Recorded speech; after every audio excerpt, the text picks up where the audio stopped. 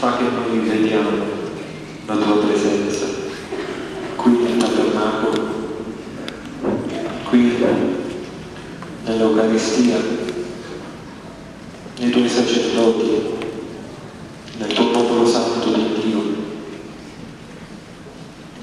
nella tua parola. In ognuno di noi sei presente in maniera diversa, ma sei presente.